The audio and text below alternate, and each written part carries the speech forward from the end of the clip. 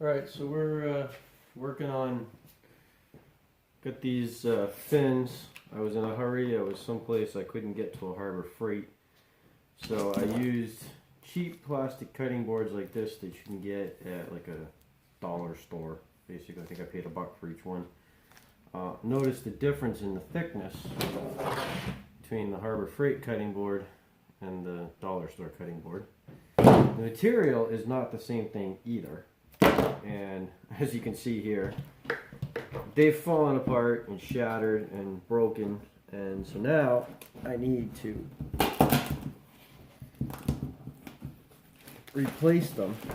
And of course, I bed them into the foam pretty well. As you can see, there's the roots shape that I make with the screwdriver on either side, and they're stuck in good, but now that these things are cracked, it's no good. And the nice thing is with our foam, this is an easy enough repair actually. This is not as devastating as it looks. Notice how cheap and cheesy these are. These were just breaking off from hitting things because I don't think they're very UV stable. And in the summer, this kayak spent a couple of years on top of my car all summer. Well, actually all season. Not just summer, spring and fall as well. There's many miles there, so that I could go paddling anywhere I wanted. You see once again more of the roots. It's pulled out some of the foam. So I may actually cut into the bottom and splice a new plug in. But we'll show you that. But just to show you how cheesy this stuff is, so I know I mentioned it in a pinch. Like I said, it worked for a couple of years, but it's not a permanent solution. Whereas I have found that any of the boats I put these in, none of these have failed. They haven't gotten brittle. Staying out in the sun doesn't seem to bother them. So obviously, go with that. Not these cheesy things. Guess that's what you get when you buy it at the dollar store. So I showed you last time I was ripping out these really cheap plastic fins. Got disintegrated, pulled the roots right out of the foam like that, broke the pieces off. Cut the fabric away. I just wanted to show you, how do you do a repair in the middle of a panel? Well, first of all, you don't want to cut all the way through. And you don't really want to go any bigger than your damage actually is. Now this, I found, is actually the best knife for working. Now I do have this style. I like them for fabric work, but for foam work, Harbor Freight sells these. You can get them anywhere, but they have the type of blades that snap off in little bits. They're not that expensive. You can get refills. This one needs to be refilled, but they're nice to be able to get deep into the foam and make a nice straight cut. So,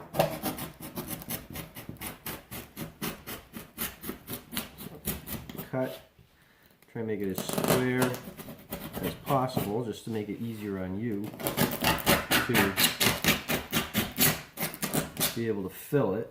And then once you have it cut, you only need to go as deep as the damage, but if you go past, it's foam.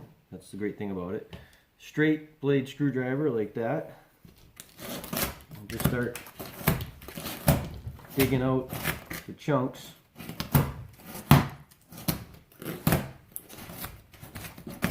And you're trying to make yourself a square pocket. Now the trick is, this is the mini short form. I don't know what they call it. I think this might have got it at Harbor Freight probably. But you need a pocket wide enough you can put this in and make a smooth bottom. That's really the only restriction on how narrow it can be. Trying to get roughly a uniform bottom. If you actually go all the way through, it's still not a problem, because the foam just gets its strength from being the same uniform dimension of thickness and the glue that holds it together and the fabric all work together to make it. Alright, so roughly got a uniform trench here. Now I can put this in.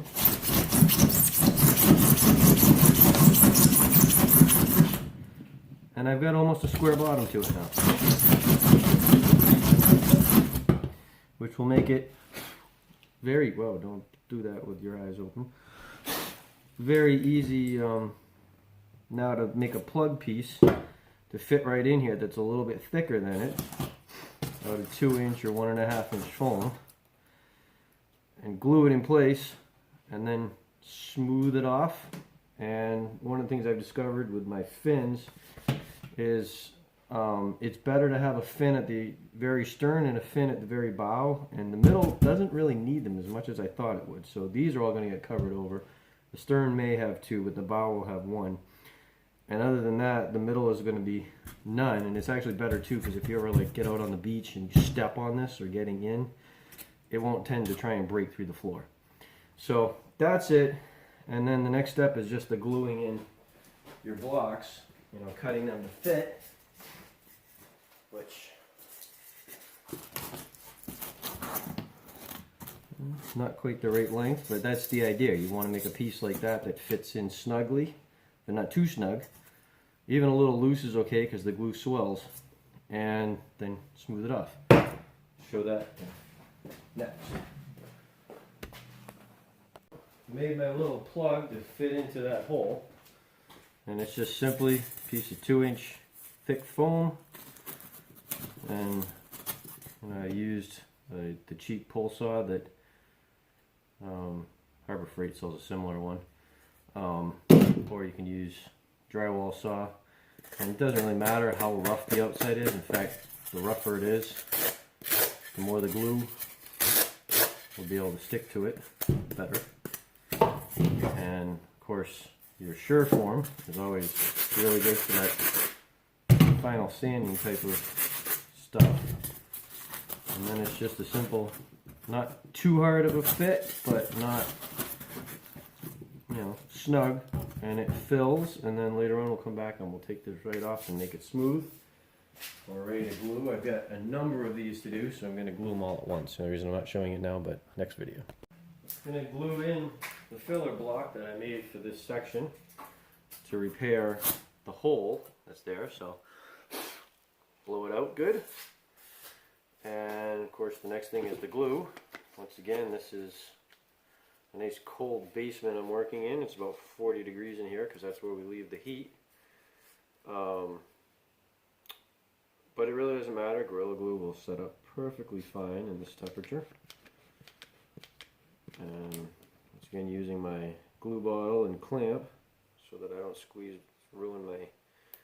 destroy my hands trying to squeeze this bottle, get cramps them and all that. Clamp works a whole lot better.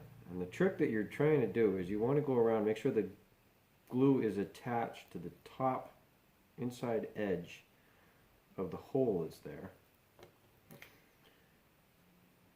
And it's perfectly fine if it runs down. You actually want that to happen because that increases the area that the glue is bonded to,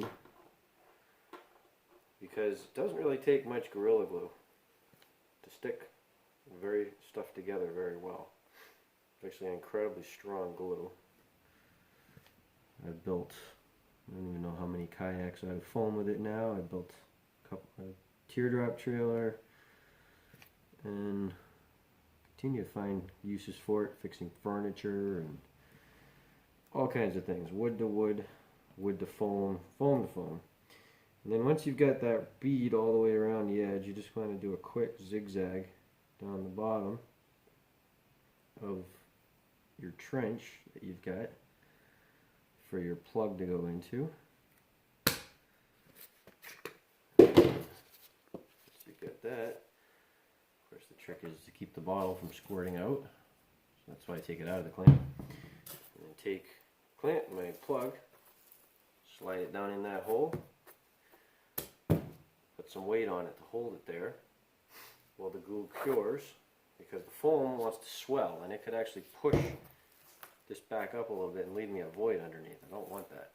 I want it down tight. So use a brick, keep it tight. Couple hours from now, I mean, it's a little slower at 40 degrees, but it's still going to stick very well. So when I come back tomorrow, it'll be ready to work. Alright, now we're down to the point of filling in the pockets from the strakes that I dug out and then cut out and then put the filler in. And my favorite tool for smoothing things off again is a power plane. That was the handy dandy deflector. That's a hose off of a washing machine discharge pump. Power tools are noisy.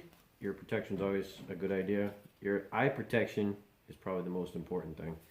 So you definitely want to take care of those before you start anything up. You have different depths. You can set this to on the front, everything from 1/16 down to what it calls 0. I don't know why you'd have a setting 0, but I'm going for the maximum because obviously you got a little ways to cut down here. And it always helps if you plug your tools in first.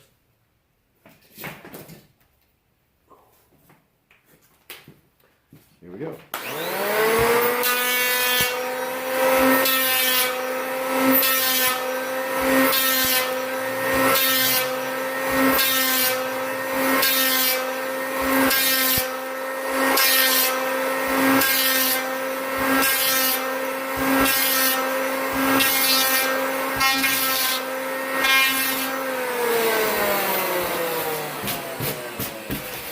Go. Now if you want to fill in these gaps so that your fabric is better supported, that lightweight vinyl spackle, which you can tell if you have the right stuff because the tub doesn't feel like it has anything in it when you're at the store.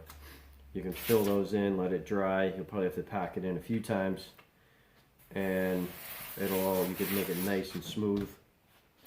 All depends on how much you're into having a smooth finish, but there you go.